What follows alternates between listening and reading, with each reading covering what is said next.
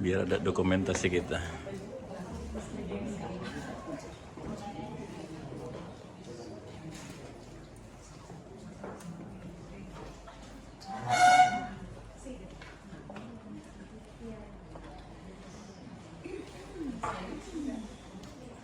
Udah semuanya? Sudah oke semua? Udah? Udah ya? Ini yang tidak diharapkan nih, bagus nih ada gambar, jangan ada yang ngantuk gimana caranya, nanti berarti tugasnya tim penggembira ya.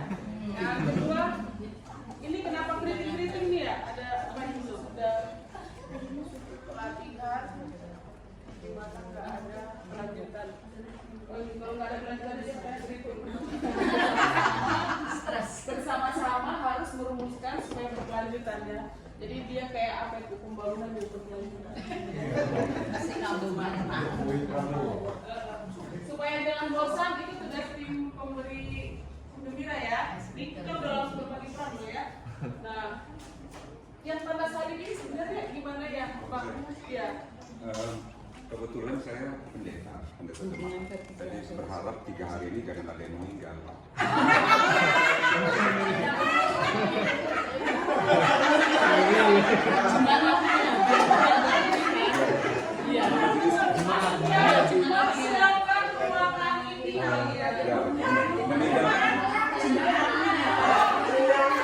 Jemaat saya meninggal, lalu kan saya harus keluar.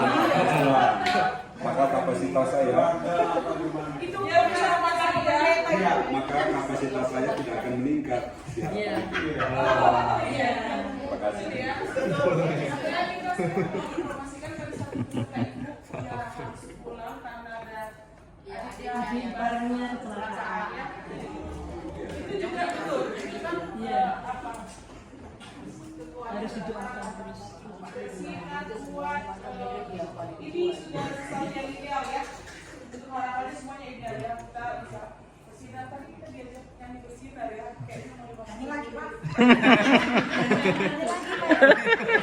Kita semua harapannya dari proses belajar ini sebenarnya yang diharapkan adalah selama proses belajar ini kita semua membuat suasana yang lebih baik, yang ramah tetapi yang mencoba bisa lucu-lucuan, tapi jangan sampai lucu-lucu yang membuat juga. Ya, jadi lucu-lucunya yang benar-benar membangun satu dan yang lainnya itu saling memperkenalkan. Ini kan perkenalan itu kan untuk saling mengenal lebih dalam siapakah saya, siapakah teman saya, siapakah lingkungan saya, di manakah saya ada seperti itu. Itu aja dalam perkenalan ini. Saya berharap selama Kak ada 9 karakter, kita saling berbagi. Kalau ada yang kurang-kurang dari Kak dan karakter, kami boleh diingatkan nanti setiap akhir sesi. Nanti saya akan kayak di situ kita menggambarkan suasana hati kita sepanjang dari tadi sampai sekarang. Nah itu adalah salah satu termasuk saya dan termasuk Karida dan Karana, karena kita kan semua peserta untuk meningkatkan kapasitas kita. Terima kasih. Saya lanjutkan ke Kak Ratna. Sebelum ke Kak Ratna, ada yang mau bikin speaker sebentar? Di dalamnya pastilah kau akan berbuah.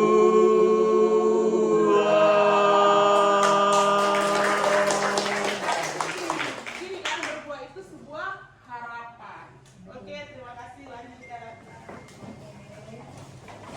Gimana sudah lebih frank itu dia bukan siapa sih, hanya apa ya, ibu rumah tangga tapi kalau dia cantik ya, jadi menang jadi model gitu, itu akhirnya bisa jadi pelayan, mengalahkan orang hukum ya, jadi keren banget kalau bisa ditonton gitu.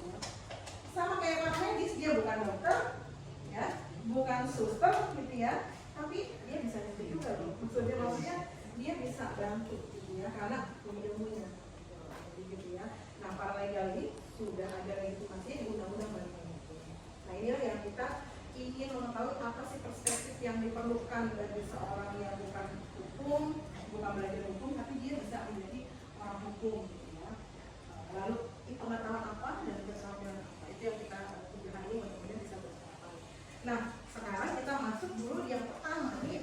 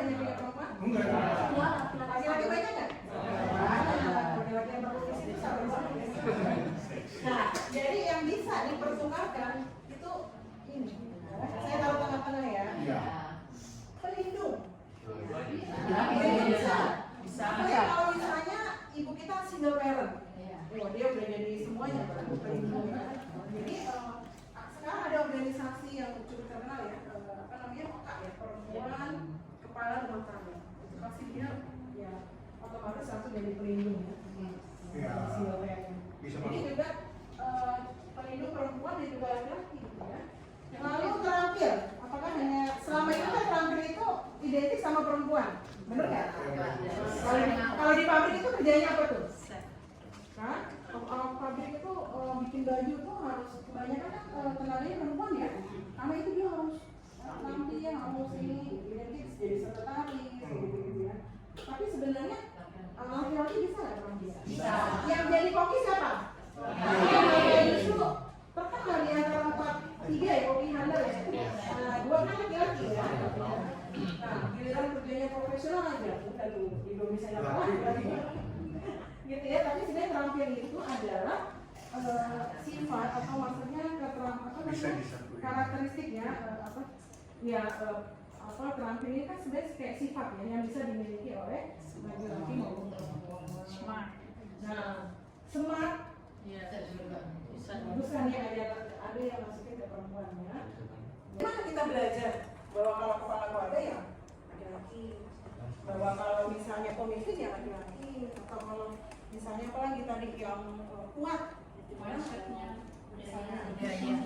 Budaya. atau yang kuat ya tadi banyak ya. Nah, siapa yang mengajarkan ke kita? Sehingga kita itu udah apa sih? Udah langsung otomatis lah. Iya. Gitu ya.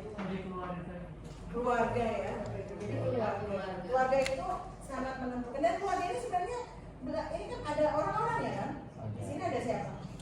Ada ayah, orang tua, gitu. Artinya ada individu-individunya ya. Nah, mereka ini belajar kemana nih? Dulu Sekolah. Ya, mungkin dia sekolah. Dan juga kan yang kebanyakan nggak sekolah. Kalau yang nggak sekolah belajarnya di mana? Pertama ini sekolah.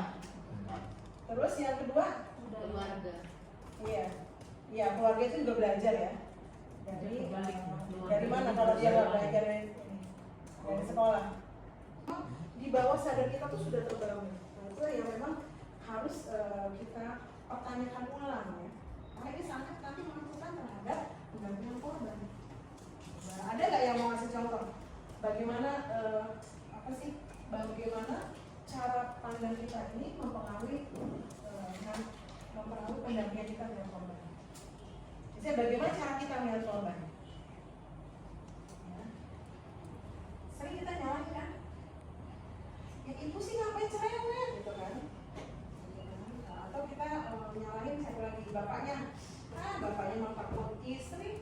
Maksudnya kita nyalahin kalau ada suami yang lembut, yang sabar, itu malah pantesan aja istrinya cerewet ya bapaknya gitu loh. Jadi kita tuh, jadi akhirnya gambarnya apa sih secara ini ya, ketika korban itu mungkin dia tidak sesuai dengan cara pandang yang dibangun oleh ini semua, kita sering menyebutnya ini semua adalah sesuatu yang tidak bisa diubah. Artinya ini adalah hanya milik perempuan atau yang ada yang dimiliki laki-laki. Nah, itu pandangan kita berarti bias ya. Karena kata-kata gender itu adalah sesuatu yang bisa dipertukarkan, sesuatu yang itu tidak hanya milik salah satu jenis kelamin. Ya. Dia dibuat oleh masyarakat. Ya, dia dibentuk ya tadi oleh masyarakat ini, oleh institusi-institusi ini. Tapi kita menganggapnya dia sebagai kodrat. Kodrat perempuan itu ya bukan kepala rumah tangga, misalnya gitu ya. Dia kodratnya adalah ibu. Jadi kalau dia berpengaruh kan disalahin, berarti kamu tuh bukan istri yang baik dan benar. Gitu. Nah seperti itu. Jadi itu tuh sebenarnya adalah gender. Jadi itu tadi ya hal-hal yang sebenarnya itu bisa dipertukarkan atau bisa dimiliki oleh dua jenis kelamin, tapi dia oleh masyarakat itu ditaruh bahwa itu adalah miliknya perempuan. Itu adalah sifat cirinya perempuan, ya, yang dibedakan dengan sifat dan ciri laki-laki. Kalau misalnya, maaf kepada bapak-bapak, laki-laki, kalau kita lebih fokuskan lagi, yang mendominasi di tokoh adat itu kan memang laki. Jadi dengan demikian, apakah kita bisa mengatakan jangan kita ini semuanya kembali? Ya artinya sebenarnya laki-laki itu pun dibentuk kan nilainya sama. kita brojol ke dunia itu kan sudah ada tuh nilai perempuan warna pink, dari mulai selimutnya seolah-olah kalau dikasih warna beda tuh salah gitu. Dia harus ada harapan dia tuh pink itu kan warna lembut ya. Jadi itu tadi sudah diposisikan itu. Kalau laki-laki diharapkan dia nanti jadi pemimpin, jadi kuat. Jangan sampai kasih pink. Laki-laki anak laki lahir kalau dikasih warna selimutnya misalnya warna biru gitu atau hijau, itu sudah dibentuk gitu ya. Jadi artinya sebenarnya kita sama-sama korban ya. Nah, tapi kebetulan laki-laki jadi korban dia potensial jadi pelaku, nah perempuan jadi korban potensial jadi korban gitu ya. Tapi artinya kita sama-sama harus juga merespon, jangan hanya ini beban perempuan yang merespon masalah ini, yang harus mencari solusi harus bersama-sama. Karena laki-laki sebagai pelaku pun itu memang juga ditanamkan nilai-nilai itu. Misalnya apa? Agresif. Tadi belum muncul ya. Nilai agresif biasanya diidentikan ke siapa? Laki-laki. Sistem patriarkal seperti juga tidak bisa dipungkiri bahwa ada komunitas-komunitas yang juga feminis. Misalnya di Padang misalnya mengambil keputusan itu kan perempuan. Nah, bagaimana kita melihat ini dalam rangka kesetaraan gender? Karena bisa juga ada nilai yang dikembangkan, tapi kita juga menemukan anti nilai di komunitas. Nah, bagaimana itu bisa untuk diseimbangkan antara, karena kita juga perlu melihat bahwa itu dia menjadi begitu karena ada kultur yang membentuk. Jadi memang kita temukan di masyarakat kita itu sebenarnya tidak selalu patrilineal ya. Ada matrilineal gitu ya. Nah tapi kan itu kan minoritas ya. Jadi yang dominan itu kan patrilineal ya, kayak Batak, Jawa, ya.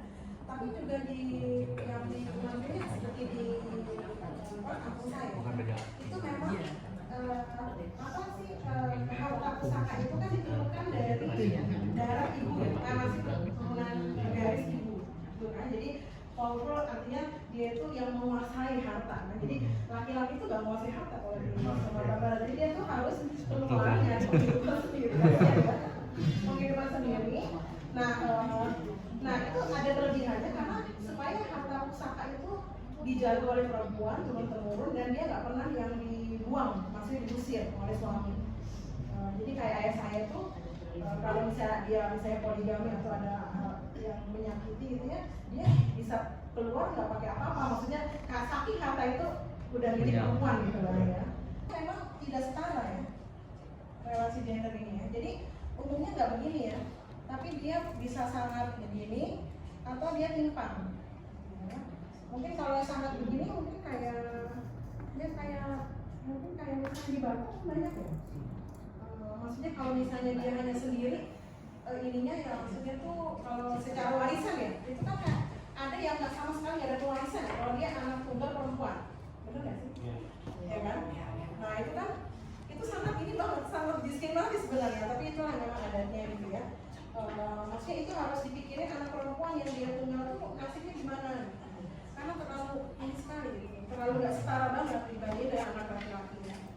Ataupun yang timpang kayak misalnya warisan di Jawa ya, itu kan tetap lebih banyak laki-laki. Jadi tidak 50 banding setara banding setengah, tapi 1 banding setengah. Kan mau berharap kalau perempuan itu pengennya tiba-tiba ada laki-laki yang feminin sekali ya, langsung kamu nggak boleh kerja, kamu aneh. Pas dia melapor ke polisi, kamu perempuan kalau laki-laki kamu boleh, saya nggak percaya. Tolak laporan. Jadi ada ketidakadilan yang semata-mata disebabkan oleh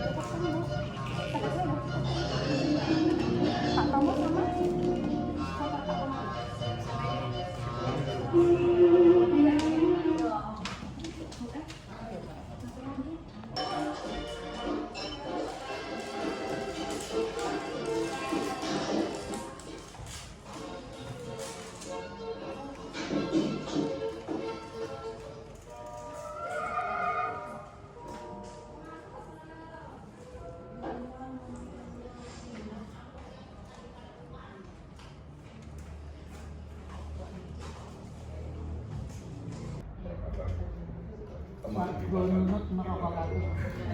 Hanya lurus nyapu, cuci, Sumur, dapur, kasur.